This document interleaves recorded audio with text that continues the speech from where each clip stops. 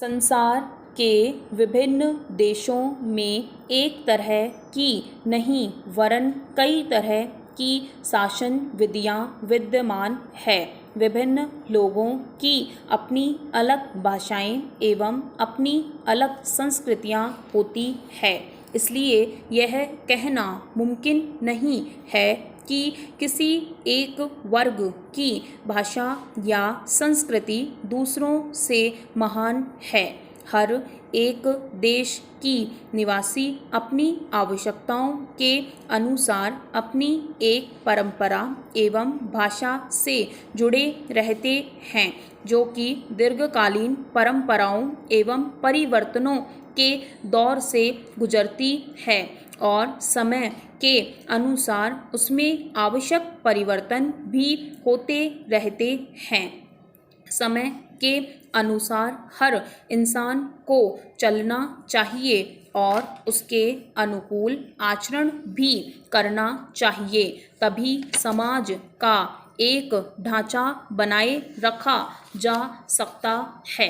Para हर एक वर्ग या समुदाय में यह परंपरा आवश्यक समझी गई है कि उसका हर इंसान ऐसा कार्य करे जिससे उसके समाज का गौरव बढ़े और उसकी गरिमा और महानता को अक्षुण्ण रखा जा सके। विरोधी विचारों या दलों की भी भूमिका समाज में या देश में आवश्यक मानी गई है, जो कि हर काम में आलोचना करना अपना लक्ष्य समझते हैं।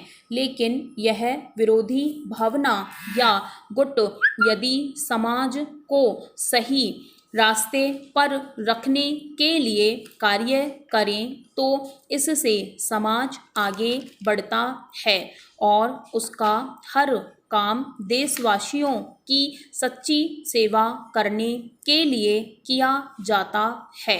पैरा अतः राष्ट्र या देश या समाज की एकता को ध्यान में रखते हुए यदि विरोधी विचारों को गंभीरता के साथ सुने जाने का अवसर दिया जाए तो देश या समाज के विघटन की कोई आशंका नहीं रहती और विरोधियों की भी शंकाओं का समाधान हो जाता है और देश या राष्ट्र की एकता को इससे कोई खतरा नहीं होता।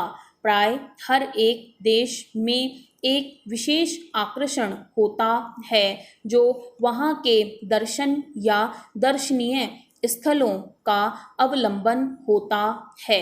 लोगों का फैशन, उनके आभूषण, उनका आकर्षण व उनके शिक्षण स्तर आकर्षण होते हैं।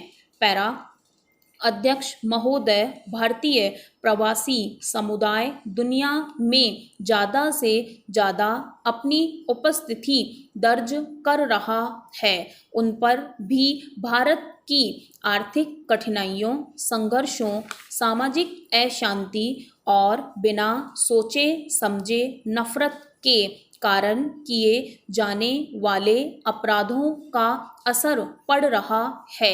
आज दुनिया के कई भागों में उथल पुथल मची हुई है और हमें वहाँ पर भारतीय समुदाय की सुरक्षा की चिंता है। आप लोग जिस देश में रहते हैं वहाँ की सरकारों का यह आश्वासन कि उनके द्वारा प्रवासियों की सुरक्षा के लिए हर संभव उपाय किए जाएंगे, हमारे लिए यह सुखद विषय है।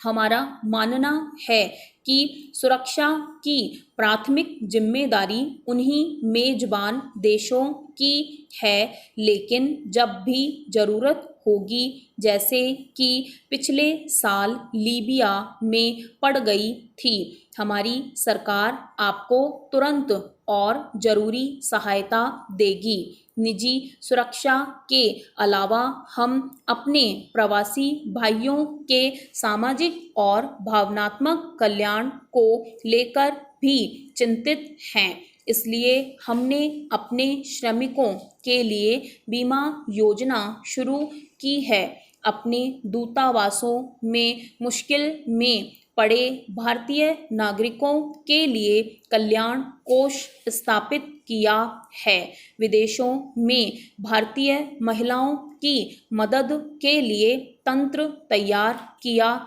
है। स्टॉप।